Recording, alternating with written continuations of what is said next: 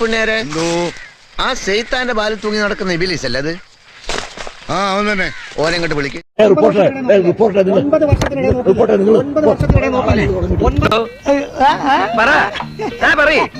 ആലോചിക്കാനുള്ള സമയം കരിങ്കൂയിലേ കച്ചേരി വെക്കപ്പോറെ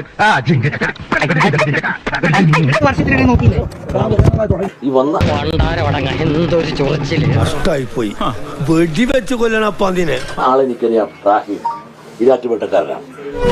ലക്ഷത്തിൽ ഒന്നേ കാണും ഇതുപോലൊരു ഐറ്റം. ഇയാൾക്ക് എന്താ വട്ടുണ്ടാ? MSFന്റെ നേതാവാണ്. അതിന് അവൻ തീവ്രവാദിയാണ്. വെച്ചിരിക്കണു എന്റെ ഭഗവതി. ഭയങ്കരമാണോ ഭയങ്കരം. നിന്റെ തലയ്ക്ക് വല്ല അസുഖമുണ്ടോ? ഇല്ല. പിന്നെ എന്താ അതിന്റെ അർത്ഥം? ഇനി ഇപ്പൊ ഇത്തിരി നാറിയാലും അത് ഞാൻ അങ്ങോട്ട് സഹിക്കും. ഇപ്പൊ ഉള്ളതിനേക്കാൾ കൂടുതൽ നാറരുതെന്ന് എനിക്ക് പ്രാർത്ഥനയുള്ളൂ. മുസ്ലിങ്ങളുടെ വലിയ വക്താവാണ്. അതൊക്കെ എനിക്കറിയാം. മനസ്സിൽ വെച്ചേക്കല്ലേ, മാച്ചോളാ. അവനൊന്നും പറയുന്നില്ല. ഞാൻ ചെയ്തത് മോശമായെന്ന് നിനക്കെങ്കിലും തോന്നില്ലേ? ഏയ് ഒരിക്കലുമില്ല. ഇതിനൊക്കെ ഞങ്ങളുടെ നാട്ടിലൊരു പേര് പറയും, തന്തയില്ലായിക എന്ന്. അയാള് ആരോ പറഞ്ഞതാണ്. കാരണം ഒരു കർമ്മം ഒന്നുമില്ല. ഞാൻ ഇത്ര പ്രായമുള്ള ഒരാളല്ലേ.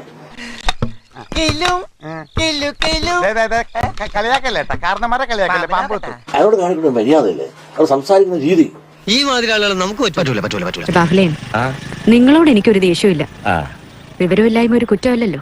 അതെ, ഒരു പക്വത ഒരു ചാനൽ ചർച്ചയിൽ വരുമ്പോൾ അതിലൊരു പ്രതിനിധിയാവിൽ എത്തുന്നവര് അവരോട് കാണിക്കേണ്ട സാമാന്യ മര്യാദയും പക്വതയും ഒന്നുമില്ലെങ്കിൽ അവന്റെ അപ്പുപുരാകാനുള്ള പ്രായം എനിക്കില്ലേ. തുറന്നു പറയുകയാണെങ്കിൽ നാട്ടുകാർക്കെല്ലാം നിങ്ങളെപ്പറ്റി വളരെ മോശം അഭിപ്രായമാണ്.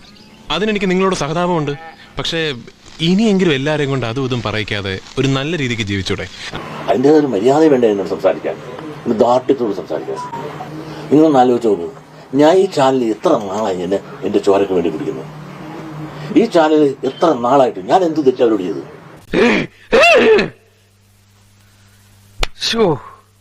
കഷ്ടം. നീ നാട്ടുകാരെ പൊട്ടം കളിപ്പിക്കലടാ നായിന്റെ പട്ടി മോനെ. കേരളത്തിലെ ഒരു ന്യൂനപക്ഷ സമുദായത്തിൽപ്പെട്ട ഒരാൾക്കോ വെള്ളാപ്പള്ളി നടേശന്റെ സർട്ടിഫിക്കറ്റ് ആവശ്യമില്ല. വെള്ളാപ്പള്ളി നടേശൻ കൊടുക്കുന്ന സെക്യുലറിസത്തിന്റെയോ വർഗീയതയുടെയോ തീവ്രവാദിയുടെയോ ചാപ്പ ഏറ്റുവാങ്ങേണ്ട ഒരു ആവശ്യവും റിപ്പോർട്ടർ ടിവിക്കില്ല. കേരളത്തിലെ ഒരു ന്യൂനപക്ഷ വിഭാഗത്തിൽപ്പെട്ട കേരളത്തിൽ ഒരു മുസ്ലിം നാമധാരിക്കുമില്ല എന്നുള്ളതാണ്. അതൊക്കെ വെള്ളാപ്പള്ളി നടേശന്റെ കയ്യിൽ വെച്ചാൽ മതി എന്ന് മാത്രമേ നമുക്ക് വിനയത്തോടു കൂടി അദ്ദേഹത്തോട് പറയാനുള്ളൂ. പോയി വേറെ വല്ല പണിയുണ്ടോന്ന് നോക്കടാ. ഇട്ടിക്കണ്ടപ്പാ. പൊതുജനങ്ങളുടെ ശ്രദ്ധയ്ക്ക് 2 ദിവസത്തിനകം ഞാൻ കൂടുതൽ ശക്തി ആർജിച്ച് ഇവിടെ തിരിച്ചെത്തുമെന്ന് ഊന്നി പറയുകയാണ്. ഒരു ചുവന്ന സ്വിച്ച് കാണുന്നുണ്ടോ? കാണുന്നുണ്ട്. ചുവന്ന സ്വിച്ച് അമർത്തി.